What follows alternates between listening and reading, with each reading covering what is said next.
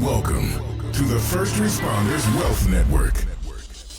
Our mission is to help all first responders change their mindset towards money and educate how to build long-term wealth through real estate investing. Are you ready? We got Elena Cardone here. So I'm super excited to have you on, Elena. And first off, thank you for coming on the show.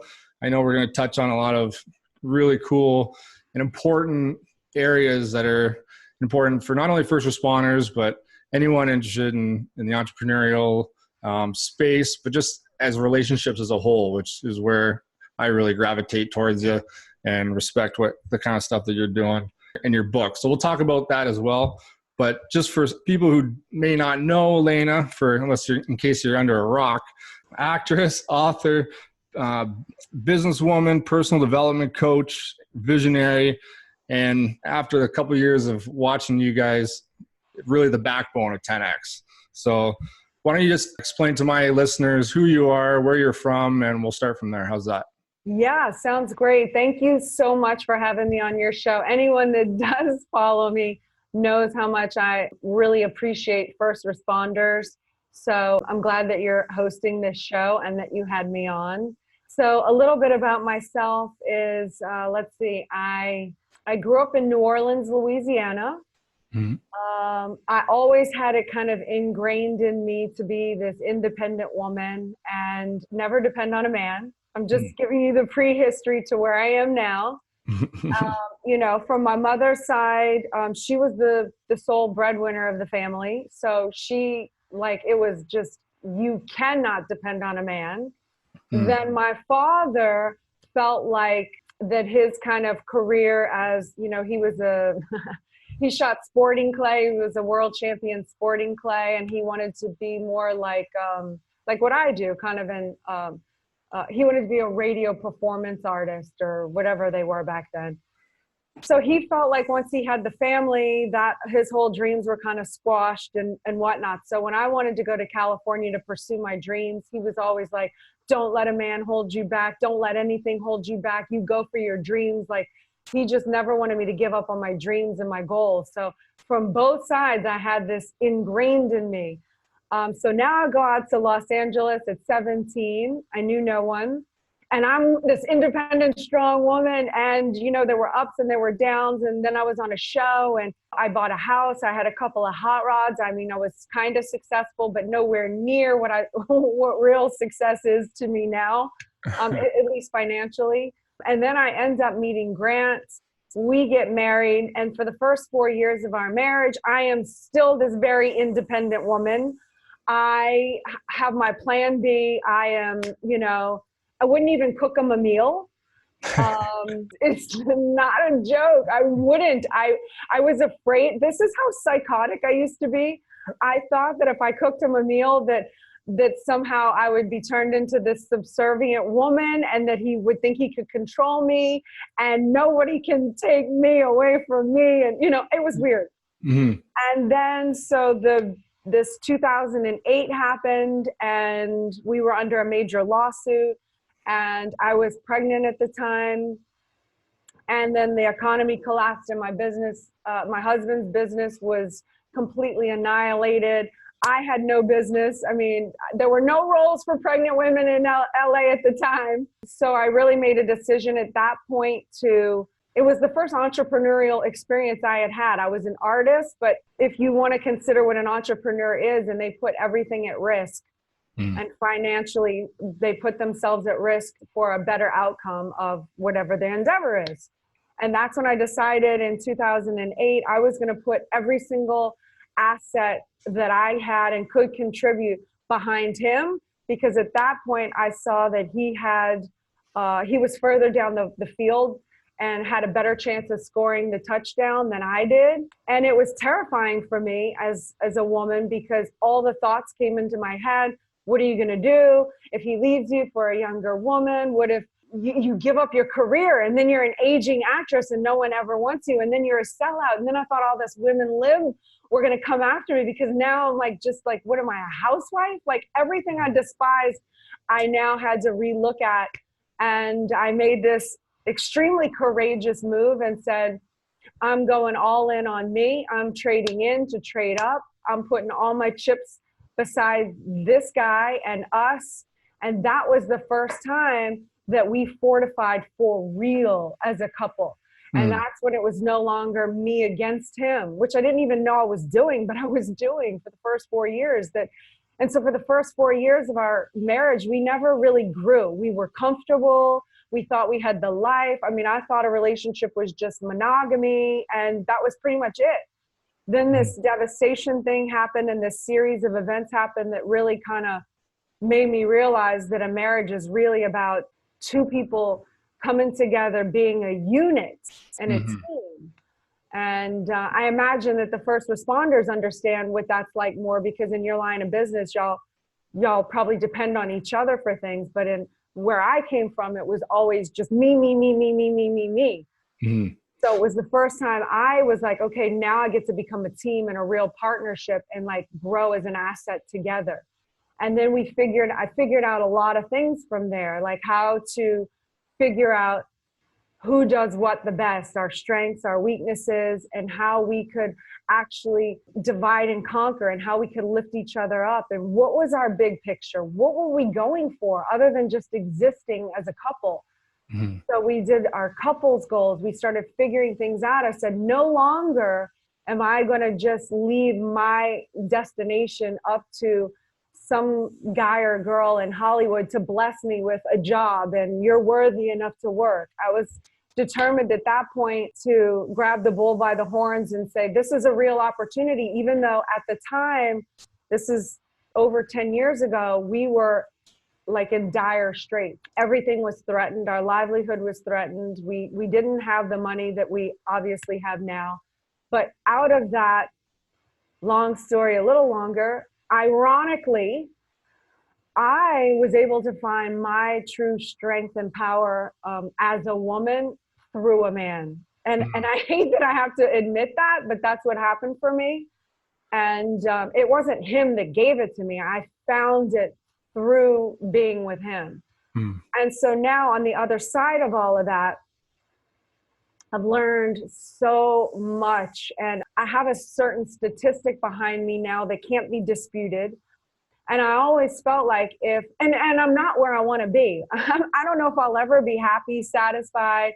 I'm never going to be that chick. When is enough? Like, that doesn't exist for me. Every time I keep hitting my goals, I'm like, it just gets bigger and bigger and bigger. And I'm okay with that. I'm not one of those people that has to hit this. I'm happy. I can just retire and live at peace with myself. Yeah. It's probably never going to be me. I'm okay with that. But I'm at a point now that I have enough to share, and anyone out there who is like me, just that everyday person that is really a giant, but has been made to believe that maybe we're smaller than what we really are. I'm for those people, because I want to break that ingrained thinking and just help other people in any way I can to really achieve the greatness and the potential that they have inside that maybe they don't know how to let out. So you're obviously a very independent and strong woman, and you guys have obviously been through a lot, and you guys have achieved so much. And you talk about that transition where you really went all in. You put all your chips in not only just Grant, but the business, and devoted, your certain role to where you are and what Grant does. Can you maybe touch on that and how you came to that position or that point where you realized that? Well, it happened in 2008 when I realized it. Yeah. And I just realized, look, it was a moment, I remember it very well. We were sitting on the sofa and Grant was watching the television, and Lehman's had collapsed and he went white. And, this is a guy who always seemed very in control and arrogant and just Mr. 10X. Yeah. And I looked over at him and I said, what does this mean? And he said, it means we're going to die. And I mean, it slapped me across the face. I was like, what? Like, Like, no. We don't die. I don't die. Maybe you die. I don't die. But, you're in this with me now, and there's something in here. Half belongs to you. So, go figure this thing out. And me having to make him step up, because I sent him down the hallway to his office. He had an office out of our house back then. This was before we knew about an empire. Yeah. And obviously in an empire, you're going to need to expand. But I sent him down to his office, and 3 hours later, he came back with a book. It was a manuscript. And he said, look, this is a book that's the first book I've ever written. It's not going to make us rich, but I know what I have to do now going forward, and I will never make you worry again. And he's kept his word. But me having to hold him accountable, that thing that snapped in me, then I realized if I'm going to make him step up for us, I also have to step up for us. And that was the defining moment where I said, I can no longer afford to care what other people think about me. I have to do what is best for me. And that's why I traded in an acting career in order to trade up. So now what worked out and panned out well. But even if it hadn't, I play every scenario out in my head. Every worst case scenario that went through in my head at that time that said you're an idiot and you're a sellout and all this other crap. I said, you know what? I looked at my entire life and who I am, and I have failed, and I might suck at things, but I will always get back up. I will show up. I have courage. I have honor. I have dignity.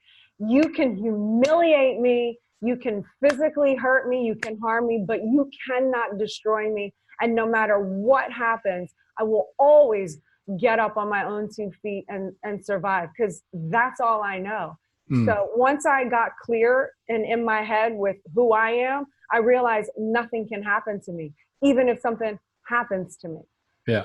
Well, I love that. I mean, you guys are building it as a team. It's not just one or the other. And you're not just someone in, the background just helping out at home. I mean, you literally, I know maybe your story more than most of my audience, but, you definitely envision a lot of the stuff that actually happens. You've talked before about you're the person who maybe envisions or comes up with these ideas, and Grant's really the executor. So you guys really understand each other, and you have your roles. And can you talk about the roles that you guys both play?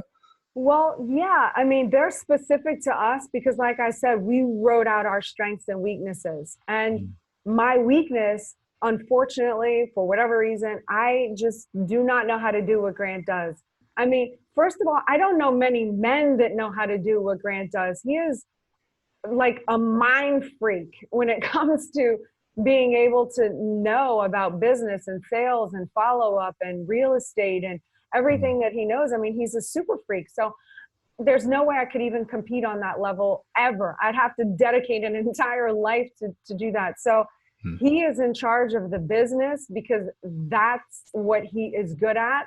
So every business decision that he makes, whether I like it or not, I support him because he's the general. He runs that division. Then I run, it just so happens, now that I'm a mom, I never knew, at one point I never even wanted kids. I had no idea I was going to be a good mom, but it turns out I'm an amazing mother. I'm not perfect, but I am freaking good. So I run everything that has to do with the family and behind the scenes operations. Yes, I am a visionary. I have ideas all the time. I have ideas. Most of them end up on the chopping block, but the ones that I've had that have made it through have been the best things for our company. And he credits me that, and he acknowledges that, and he understands that what I do is equally or more important to him than maybe what he does, because to any parent, any true good parent in the world, like nothing, you care about nothing other than your kids' happiness and health. And I run that department. So I am extremely respected and admired and appreciated for that. And just like my department, like Grant can't come in and have any say. He can be a sounding board, which school the kids go to, if they're going to be have a sleepover at a friend's house, go away camp, whether they can buy this or that, or even down to eating sugar. Like, wow. You know what I'm saying? Like all gets, and we don't bypass each other. We don't, like, he lets me run my division. and I let him run his division. And there's other mini divisions there, like the PR, the family. If I want us to have social life, it gets run through me. But that's a little bit about what we do, because we're both, like you said, independent, strong-willed, and we used to fight for the control of the power. But once we decided to become a team and we dellied up who does what based on our strengths and weaknesses, I'm not saying every woman has to be the mom. There are some men that are better parents than maybe the mom, and maybe the mom is the better business person. I don't care what it looks like to whomever or whatever. It's your deal to figure out and make work and be a unit and not care what anybody else says. It's your empire. My empire is a little more traditional in that sense, because it happens to be, that's what our strengths and weaknesses are. I'm not going to lie to myself and pretend like I'm something I'm not. So we stop fighting each other. And I'm telling you, when you make these little tiny adjustments in your thinking and in the way you act with someone or your partner, you can't create all day at work and come home and destroy it and expect to build anything worth anything. That's what we did for the first 4 years. We'd build, it would backtrack, it never got off the ground. It was these little adjustments, here, bing, bing, bing, bing, bing. When we got all those firing on all cylinders, it didn't take much. I mean, it just went so fast. And now we have this avalanche effect of right actions after right actions and preventing bad actions. No one can judge that statistic of, oh, wow, we avoided that person. How much did that save us in a lawsuit or personnel or whatever? No one can gauge that. But that, to me, I'm convinced, is almost as equally as important as the big wins that you can graph on a graph, like a stat. Yeah. Well, I mean, you guys are just on the same page now. And I mean, that's huge, where it seems like that was kind of a development over the 4 year, 5 years, or whatever you say it was. Well, we've been together 15 years. It's still a work in progress. Fair enough. Yes. We've at least gotten to this point because of all of that. You're right. Yeah. And I think it's hard for even like first responders, which is another reason why I wanted to have you on, is, again, it doesn't matter if you're in the entrepreneurial space, business space, first responders. It's, you have to come together as a couple in order to grow. And whether it be building a business or, as you put it in your book, building an empire, I mean, it's important to know what strengths you have, what strengths you don't have, and roll with that. But really communicate and connect, and then just buy into it, and then just roll with it and see where it goes. So, I mean, you talk a lot about that in your book, which is key. So do you want to talk about maybe your book and who specifically you wrote it for? I wrote it for myself. Okay. I wrote it for the entrepreneurial person that doesn't feel validated by, maybe because they're around the people that are trying to say you do too much, or, you think about your work all the time and they're obsessed. I wrote it for that person to be validated that there are people out there that you can find and be around that will actually blow the fire on your flame and not try to say you're a candle and you're burning out at both ends. So I wrote it for that person. I wrote it for the male or the female that happens to be with an entrepreneur and what it takes to be with that type of person. And I wrote it for anyone who's interested in living an above normal life and is willing to be extraordinary and explore greatness and have the audacity to even say the word empire and then have the boldness to go out and achieve it. I wrote this for that person to understand that you're probably not doing it alone, because it's never been done before. So I don't care if you have a partner in a marriage or if it's a platonic business partner or whomever, or an employee, you're going to have to seek out other people in order to grow. And that's just the dynamics of life. So I wrote it for the people who really are not happy being complacent with normal and easy and and comfort. Yeah, no, that's perfect. So let's talk about normal, because I know you reject normal, and you and Grant are both obviously on the same page. You literally have the 10X mentality. So at what point did you realize that normal was going to be unacceptable for the way you guys live? I mean, you guys literally are extreme, and not, I shouldn't say extreme, but extreme in the sense of, always reaching for that next level. 2008, again, was a big turning point for me because my life was normal at that point. It was, we were comfortable. We had a big, beautiful house on the top of the Hollywood Hills. We had nice friends. We had, we did our little dinner nights and we just did normal. And it was great. I love normal, but normal is dangerous because it gives the illusion that everything is normal until it takes one incident to just jerk your chain, and then you realize that you're not okay. And that's why I don't like normal, and that's why I reject normal. And I'm fine for other people that want to do normal. I don't try to push my agenda on other people, but they should be warned that it is dangerous.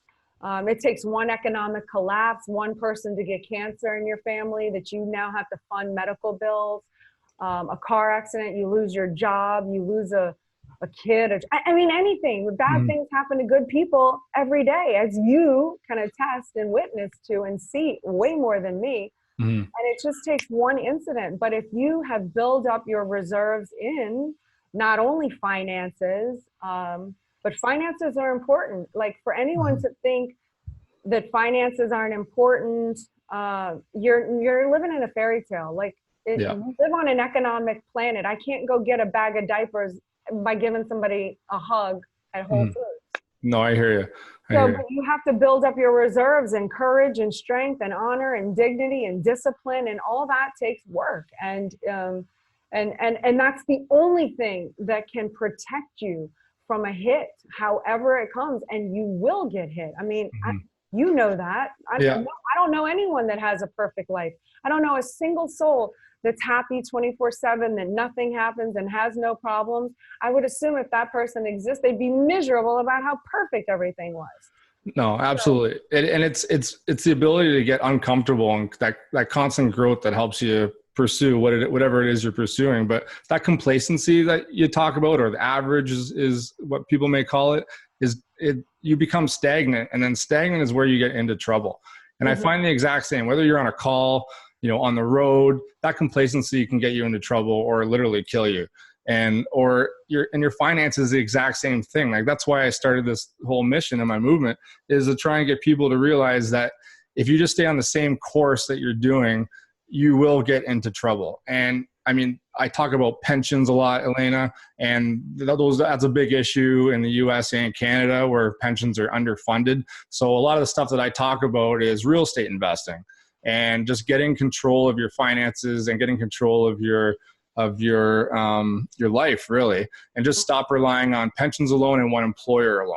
So for my audience, I mean, specifically, I think it's a perfect segue to talk about real estate investing, because, Grant's been doing it for 25 years.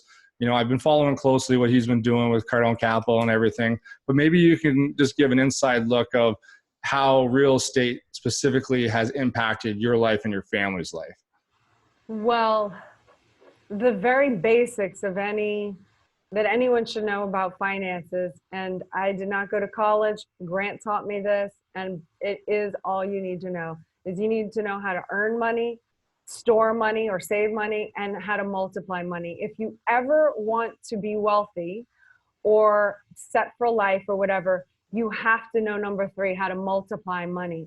And so that means you have to invest in an asset that pays you passive income or cash flow. So what we do is we earn money, we store the money, and then we go broke by putting all that into real estate. And so we do multifamily. We have over 5,000 units now. Like, let's say one will have 12 buildings on a 33 acre, and it'll home, let's say 300 to 500 tenants in their own units, apartments. And guys, that's they now own over $1 billion assets under management. So 1.4. We're not talking little apartments here and there. We're talking serious capital here. Yeah, we have over 5,000 units now. We have 1.4 billion assets under management. And that is what has allowed us the lifestyle that we live today. That's what's indestructible. For that to be destroyed and all those different locations and whatnot, there would have to be something so nuclear devastating or whatever that everyone is screwed at that point, not just us. But I mean, I believe in that the housing market, especially with the young kids, they don't want to just stick and stay like their parents did. And, you know, they want their money working for them. They want to move, they want to travel. They don't want to be glued in anymore. So we have these high-end, nice luxury apartments, and we rent them out, and we opened a fund. That was my idea. There you go. Opened up a fund. The visionary. The visionary. I wanted to figure out how to scale faster. We were going to do it without whomever. I wanted to figure out how to scale faster for us. That's my greed side of it. And then my non-greed side of it is my mom, my sister, the guys I go shooting with, or the guys that train me, my people, my friends who I hang out with in life don't have private planes. They are like me. So I said, you know, and Grant had this fund open for all of his rich friends, these accredited friends, helping them get richer. But when can a guy that I train with have an opportunity to invest in $100 million deal that pays him? Never. And why are you going to exclude my people, the non-accredited? Yeah. So I convinced him to open up this fund. The SEC approved it. And now, so we're taking in that. But we buy these assets with our money, and then we'll backfill a portion of them to whatever we can, whatever we're allotted to. Then we buy the next one, and so on and so on and so on. So every month the checks are distributed. It's like the game. That cash flow now pays us because we've done the same repeat cycle.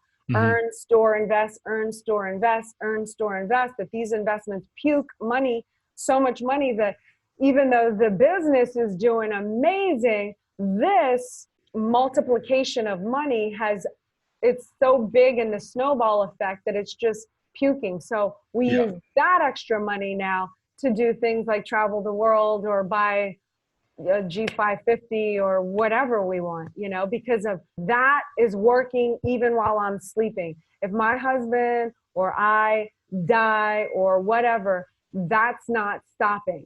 So that's generational wealth that now others have an opportunity to invest in. No, I know. And I was actually at Grant's masterclass there after 10X, and I was able to see the type of buildings he started off with, and then he's grown and developed and matured into these large, gorgeous, you know, cash flowing assets that he's buying now. It's, you know, it's mind blowing considering the stuff that I was looking at before I went to that class. So, you know, at the end of the day, it's passive income. It's creating income for yourself outside of your job. I mean, if you're out there and you're interested in getting involved at all, passive income, especially if you're in the States, check out Cardone Capital. You know, I sat there and listened for 2 days. His heart's in it, and I know you guys are doing good things and a long 25-year track record to prove it. So I'll pass that along to all my listeners for sure. Thank you. Yeah. So one last thing, I know you got to get going. I think you're going to the UK. So I know your time is limited. Do you know why I'm going to the UK? No, I want to hear what's going on. Well, let's hear. I'm receiving the Global Woman Business Award. Amazing. And I'm speaking at the Global Woman Summit. I have the keynote speech, and I made the cover of Global Woman magazine. No big deal. No big deal. That's awesome. Thank you for letting me have that selfless brag. Congratulations. I'll just take that little snippet, and that'll be our teaser for the whole interview. Yeah. That's awesome. Right on. All right. Well, how can people get your book, Elena? My book is free. You just go to elenacardone.com/empire. So okay. that is free. I hope, you know, everyone takes advantage of that. And I'd love to hear anyone's response or feedback or whatever. And you can find me on any social medium as Elena Cardone, and I'm very good at responding. Perfect. And I appreciate you responding to me, because that's how we got it. That's how I got you on my show here. So thank you. Oh, thank you. And that's an important thing. I just want all first responders. I mean, there's all financial health, mental, and relationships. And this is definitely a book that can help any relationship, but also get your partner or spouse on the same page and really have a one mission, one goal. And it really does, it's helped my relationship even, just kind of at least talking about it and figuring out, because a lot of people don't even have those goals or even have that discussion of what's our relationship goals, not just independent goals. Right. So I love that part of the book. So yeah. So anyway, so thank you very much. And one last question. Are you coming to Toronto November 9th? I think there's a wealth hacker. Heck yes. Oh yeah. Count me in. I am there. It will be my first time in Canada, so I can't pass on that for sure. Yeah, you definitely can't. At least, hopefully it's still warm in November for you. Otherwise, because we want you coming back. So bundle up. Yeah, bring your lawn johns. I can brave it. This little Miami girl can toughen up. You're a jiu-jitsu girl. I know you can. So there you go. All right. Well, thank you very much. And I look forward to seeing you in November. And thanks again for coming on the show, Elena. Thank you. And thank you and all your listeners for dedicating your lives to serving the public. I appreciate it. And I'm sure your Canadian audience does too. Yeah. Thank you very much. Thank you. Cool. Thanks, Elena. I really appreciate that. It's awesome. Thank you. Thanks for listening. Don't forget to rate and review on iTunes. Also, check out our website at 911wealthnetwork.com or contact Dave directly at 911wealthnetwork.com. Stay safe out there.